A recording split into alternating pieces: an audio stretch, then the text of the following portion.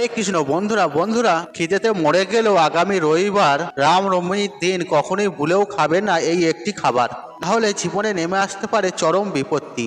অশান্তি, কলহ, রোগ, জ্বালা, যন্ত্রণা দেখা দিতে পারে আপনার পরিবারে। ভগবান শ্রীরাম তথা ভগবান শ্রীহরি বিষ্ণু কৃপা ও আশীর্বাদ থেকে বঞ্চিত হবেন। বন্ধুরা, সামনেই আসতে চলেছে রামনবমী। আর ভগবান শ্রীরামের আবির্ভাব তিথিকে রামনবমী বলা হয় ও উদযাপন করা হয়। ভগবান শ্রীরাম হলেন ভগবান শ্রীহরির বিষ্ণুর সপ্তম অবতার। আর চৈত্র মাসে নবমী তিথিতে এই রামনবমী উৎসব পালন করা হয়। আর এই দিনটি ভগবান শ্রীরামের জন্ম উৎসব হিসেবে পালন করা হয়। আর এই দিনে ভগবান শ্রীরামের বিশেষ পূজা অর্চনা করা হয়। তাই এই দিনটি সমস্ত হিন্দু সনাতনী ধর্মেদের কাছে খুবই গুরুত্বপূর্ণ। আর ভগবান শ্রীরাম হলেন কালপুরুষ, আর তিনি হলেন ন্যায় পরায়ণের রাজা। আর এই দিনে ব্রত বা উপবাস রেখে ভক্তি ভরে ভগবান শ্রীরামের পূজা অর্চনা করলে বিশেষ পূর্ণ ফল লাভ করা যায় এবং সুখ, শান্তি ও সৌভাগ্য বৃদ্ধি হয়। আর রামনবমী ব্রত পালন করলে সমস্ত পাপ নষ্ট হয় এবং জন্ম মৃত্যুর চক্র থেকে মানুষ চিরতরে মুক্তি লাভ করে। তাই রামনবমী তিথিটি আমাদের সকলকে অত্যন্ত ভক্তি ও শ্রদ্ধার সঙ্গে পালন করা উচিত।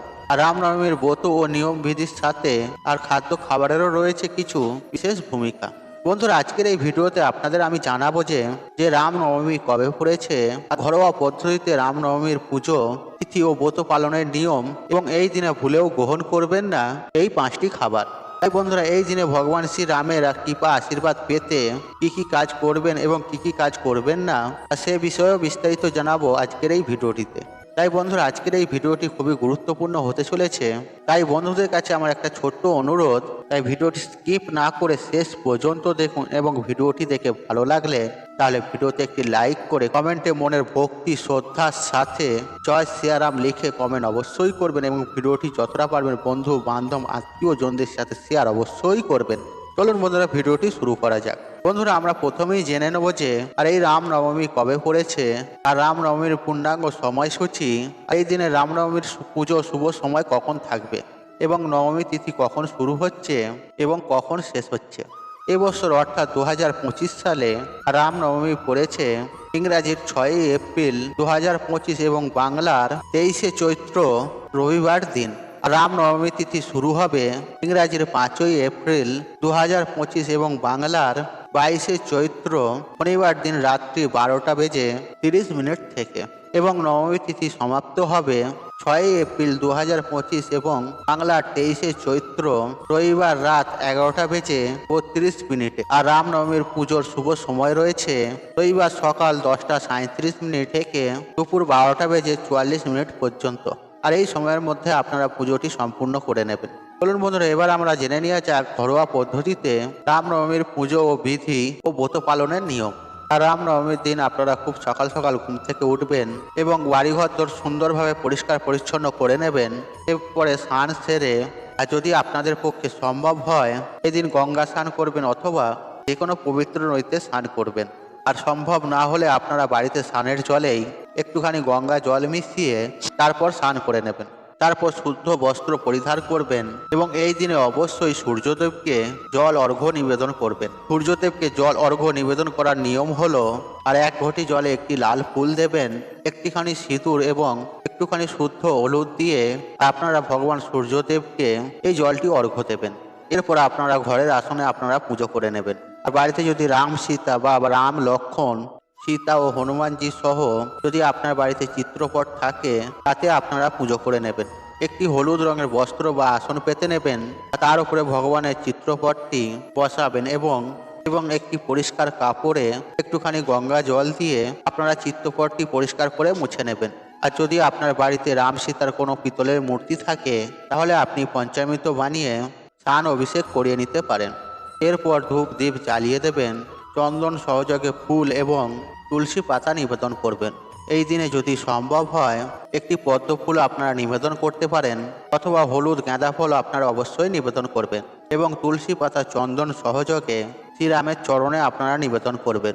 সাধ্যমতো ফল, মিষ্টি, মিষ্টান্ন, ভোগ নৈবেদ্য আপনারা সাজিয়ে দেবেন। আর ভোগে অবশ্যই তুলসী পাতা নিবেদন করবেন এবং ধূপ দীপ সহযোগে আরতি করে নেবেন। এই সময় আপনারা রামচরিতমানস এবং হনুমান চালিসা পাঠ এবং শ্রবণ করতে পারেন। বন্ধুরা মনে রাখবেন, রামনবমীর পুজোর শুভ সময় কিন্তু রয়েছে সকাল 10টা থেকে দুপুর 12:44 মধ্যে। এই সময়ের মধ্যে আপনারা পুজো সম্পূর্ণ করার চেষ্টা করবেন, কারণ ভগবান শ্রী রামচন্দ্রের জন্ম দুপুর 12টার সময় হয়েছিল। তাই সকল মন্দির ও ভক্তবৃন্দের উৎসব প্রাঙ্গণের শ্রী রামচন্দ্রের এই বিশেষ পুজো অর্চনা এই দিন দুপুর 12টার সময় করা হবে। তাই আপনারা ভক্তি ও শ্রদ্ধা সহকারে এই দিনে ভগবান শ্রী রামচন্দ্রের পূজা অর্চনা কিন্তু করবেন। বন্ধুরা, হিন্দু ধর্মে প্রত্যেকটি পূর্ণ ও পবিত্র তিথিতে খাবার খাওয়ারের বিশেষ বিধিনিষেধ রয়েছে, যা আমাদের সকলকেই মেনে চলা উচিত, কিন্তু তা অনেকেই মানতে চান না বা বিশ্বাসই করেন না। ফলে তাদের জীবন ও সংসারে দেখা দেয় নানা বিপত্তি আবর্জনা এবং তাদের নানা প্রকারের সমস্যা ও বাধা বিপত্তি দেখা দেয়। তাই এই বিধিনিষেধগুলো অত্যন্ত মেনে চলাও জরুরি। চলুন বন্ধুরা, জেনে নেই এই পবিত্র রামনবমীর দিনে আর কোন কোন খাবার আমাদের ভুলেও একদমই গ্রহণ করতে নেই। বন্ধুরা, সর্বপ্রথম যে খাবারটির কথা বলবো তা হলো আমিষ জাতীয় খাবার, অর্থাৎ মাছ, মাংস, ডিম, পেঁয়াজ, রসুন, মুসুরি ডাল ইত্যাদি আমিষ জাতীয় খাবার এই দিনে ভুলেও গ্রহণ করবেন না। তাহলে কিন্তু পরিবারে চরম বিপত্তি নেমে আসতে পারে।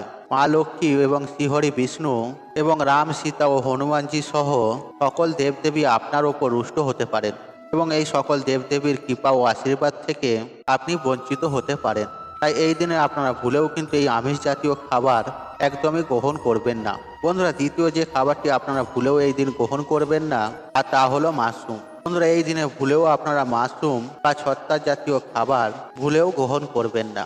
আর এই দিনে ছত্রাক জাতীয় খাবার খেলে কিন্তু নানা প্রকারের গ্রহদোষ ও বাস্তুদোষ দেখা দেয়। এর ফলে কিন্তু আপনার জীবন ও সংসারে নানা রকমের সমস্যার সম্মুখীন হতে পারেন। এই দিনে ভুলেও কিন্তু আপনারা মাশরুমের তৈরি কোনো প্রকারের খাবার খাবেন না। আর তৃতীয় খাবারটি আপনারা যেদিন ভুলেও খাবেন না তা হলো পোড়া জাতীয় খাবার, যেমন বেগুন পোড়া, টমেটোর পোড়া, লঙ্কা পোড়া ইত্যাদি পোড়া জাতীয় খাবার এই দিনে ভুলেও গ্রহণ করবেন না। কারণ মানা হয়ে থাকে যে পবিত্র তিথিতে পোড়া জাতীয় খাবার গ্রহণ করলে বাড়িতে নেগেটিভ শক্তির প্রভাব পড়ে। এর ফলে সংসারে অভাব, অনটন, কলহ, অশান্তি দেখা দেয়। তাছাড়া এই দিনে অতিরিক্ত মশলা জাতীয় খাবার ও তৈলাক্ত জাতীয় খাবার ভুলেও আপনারা গ্রহণ করবেন না। এতে নানা প্রকারের রোগ যন্ত্রণার শিকার হতে পারেন। তাই অতিরিক্ত তৈলাক্ত খাবার ও মশলা জাতীয় খাবার গ্রহণ করা থেকে বিরত থাকুন। আর চতুর্থ খাবারটি আপনারা ভুলেও এই দিন গ্রহণ করবেন না, আর তা হলো তেঁতো জাতীয় খাবার, যেমন উচ্ছে, করলা, নিমপাতা ইত্যাদি তেঁতো জাতীয় খাবার এই দিনে ভুলেও গ্রহণ করবেন না। অথবা করলা বা উচ্ছে যেহেতু তেঁতো জাতীয় খাবার, তাই ব্রত বা উপবাসে তেঁতো জাতীয় কোনো কিছু খাবার গ্রহণ করা উচিত নয়। এছাড়া আমরা যখনই ব্রত বা উপবাস রাখি তখনও মন ও আত্মাকে পবিত্র রাখতে হয়। তাই এই সময় তেঁতো জাতীয় কোনো প্রকার খাবার খাওয়া উচিত নয়। এছাড়া বন্ধুরা, অতিরিক্ত তৈলাক্ত জাতীয় খাবার বা অতিরিক্ত তেল, মশলা, ঝালযুক্ত খাবার কখনোই গ্রহণ করা উচিত নয়। তাই বন্ধুরা, ব্রত বা উপবাসে এই ধরনের খাবার খাওয়া থেকে বিরত থাকুন। বন্ধুরা, পঞ্চমত খাবারটি যে রামনবমীর দিনে ভুলেও খাবে না সেই জিনিসটি হলো তামাক বা মাদক জাতীয় খাবার। বন্ধুরা, তামাক বা মাদক জাতীয় খাবারে কোনো প্রকারের খাদ্যগুণ থাকে না এবং এটি শরীর ও মস্তিষ্কের জন্য অত্যন্ত ক্ষতিকর। তাই ভুলেও রামনবমীর পবিত্র দিনে তামাক বা মদ্য জাতীয় খাবার কখনোই গ্রহণ করবেন না। বন্ধুরা, এই রামনবমীর দিনটি একটি পবিত্র দিন, তাই এই দিনটি কারোর সাথে ঝগড়াঝাটি, মারামারি করবেন না এবং কি কাউকে কটু কথা, বাজে কথাও বলবেন না। এই দিন যতটা পারবেন দান ধ্যান করবেন এবং আপনার বাড়ির আশেপাশে যদি কোনো পশু পাখি আসে তাদের ঘরে খাবার খাওয়াবেন, পাখিরা যদি আসে পাখিদের ঘরে দানা খাওয়াবেন, কোনো গোমাতাকে সবুজ ঘাস খাওয়াবেন এবং কি আপনার বাড়িতে কোনো যদি ভিক্ষুক আসে বা ব্রাহ্মণ আসে তাকে কখনোই খালি হাত ফিরিয়ে দেবেন না। আপনার সামর্থ্য অনুযায়ী তাকে কিছু না কিছু দান করবেন। আপনি যদি এই দিন যতটা পুণ্য অর্জন করবেন আপনার পুণ্য অক্ষয় হয়ে থাকবে।